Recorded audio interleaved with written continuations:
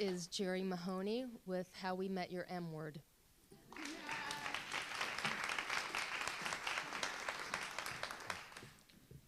After 5 loving, fulfilling years with my boyfriend, Drew, I suddenly found myself online, looking to meet a woman. I spent hours poring over profiles, bios, and stats, looking at poorly lighted digital pictures and videos of awkward faces, uttering tightly rehearsed self-promotional pitches.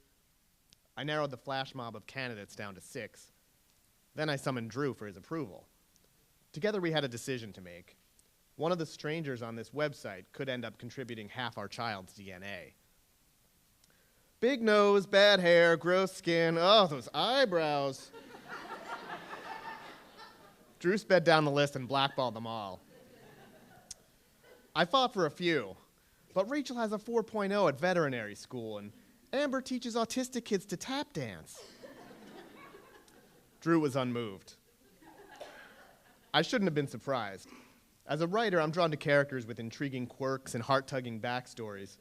But for Drew, who spent 12 years overseeing reality programming for MTV, this was proving to be just another casting session,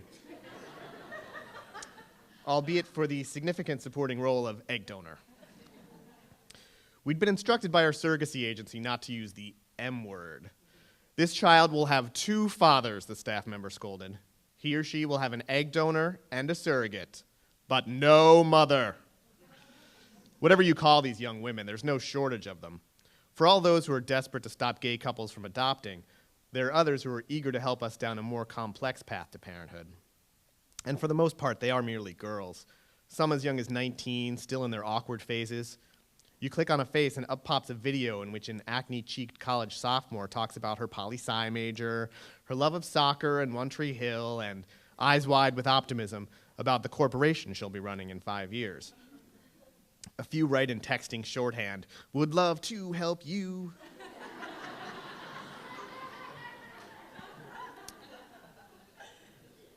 Drew and I are nearly twice as old as some of them. If we'd been straight and careless, we might have had a daughter their age by now.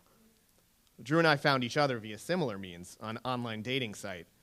We used the kind of systemized vetting that these days takes the place of destiny. Drew screened out guys who liked house music or who mixed up your, Y-O-U-R, and your, Y-O-U, apostrophe R-E.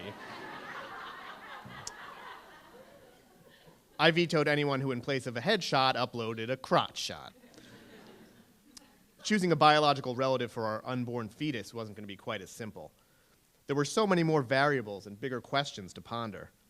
Most candidates requested the standard $8,000 fee, but some negotiated their own rates. If she was a hot blonde from Harvard, she could soak you for 30 grand. Everybody wants their children to have the best, but this process threatened to bankrupt us even without all the premium options. Besides, who knew what that money would really buy?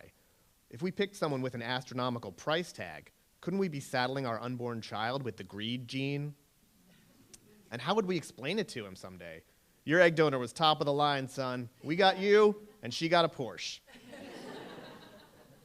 Or, we wanted you to be taller, but anything over 5'9" was out of our price range.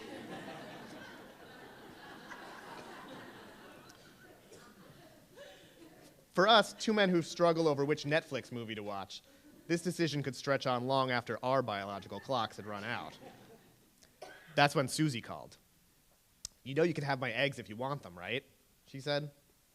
It was that swift, that casual, as if we were talking about borrowing her hairdryer or Ani DeFranco CDs, rather than a part of her womanhood. But with that simple statement, it got even more complicated. Susie was everything an egg donor should be. Kind, beautiful, smart, a gifted artist, and at 28, practically at the peak of her fertility. She was also Drew's little sister. Despite being 9 years apart in age and on opposite sides of the country, Susie and Drew couldn't be closer or more alike. They talk on the phone nearly every day, make the same facial expressions, laugh at the same dirty jokes. Drew was constantly trying to persuade Susie to move to Los Angeles, where we live. He offered to lease an apartment for her, find her a job, do whatever it took to have her close by. With Susie's offer, I knew generosity was yet another trait they shared. All along, Drew and I had wondered whose sperm we would use. With Susie, the matter was settled. I would be the biological father. Yet, for the first time, Drew and I were also able to imagine what it would be like to have a child who had genetic roots in both family trees. What would she look like? How would he act? How would our respective features merge into one warbling little miracle? We'd grown up when coming out meant putting an end to dreams of fatherhood. Now we were giddy with the possibilities of reproduction that most straight couples take for granted. But what exactly would Susie be sacrificing? She was young and unattached. She wanted her own children, but wasn't ready. So was she prepared for someone else to have her child? And how would she explain this particular brand of baggage to a potential husband someday?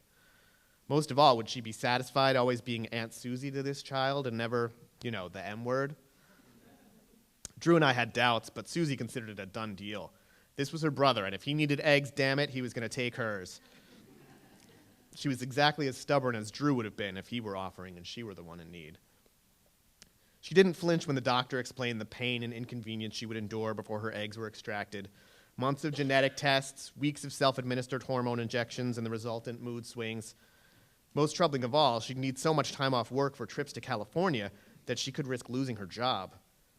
To all of this, she shrugged and asked only one question: when do we start? When the day of the extraction finally came, the hard part was supposed to be over. With the right dose of medication, most women Susie's age produced dozens of healthy eggs. But for reasons the doctor couldn't explain, Susie produced only 5. Of those, 2 failed to fertilize. The outlook was bad for us, devastating for Susie. The physician spoke about her fertility the way Al Gore describes the polar ice caps. Time is running out, and it may already be too late. He warned that if our surrogate couldn't become pregnant with Susie's eggs, it was unlikely Susie ever would either. We all agreed the only option was to implant the 3 embryos and begin an excruciating wait. If this didn't work, Drew and I would return to the websites full of strangers, if we even had the strength to try again. And we didn't want to think about what that would mean for Susie. 10 days later, we were visiting Drew's family in upstate New York. It was 2 days before Christmas, and we were all trying our best to talk about anything but babies. My cell phone rang and a hush fell over the room. The nurse on the other end didn't stall. "Jerry," she squealed, "I have some exciting news." A cascade of cheers drowned out the rest of the call, and Drew, Susie, and I shared a tight hug that seemed to last for hours. A few weeks later, we joined our surrogate for her first ultrasound, where an even bigger surprise awaited. From the grainy soup on the sonogram monitor, 2 peanut shapes emerged. Drew and I were going to be the fathers of twins. Our son and daughter are now a year old, and when I look at them, I see traces of each of us. My nose, Drew's chin, Susie's eyes. They communicate in their own shorthand, which is different from how they talk to us. They fight over Elmo dolls, Elmo books, and which daddy gets to carry them to the car. Then when one of them is crying, the other will bring them a pacifier or a favorite toy to help calm them down. Susie gets to witness it all, because her frequent phone calls with Drew have become video chats with our whole family. And as I watch Drew proudly showing off our children for her, I realize the gift Susie has given us is much more valuable than just a genetic link to our offspring. It's a brother and sister, tiny, perfect, and gradually building a special bond all their own.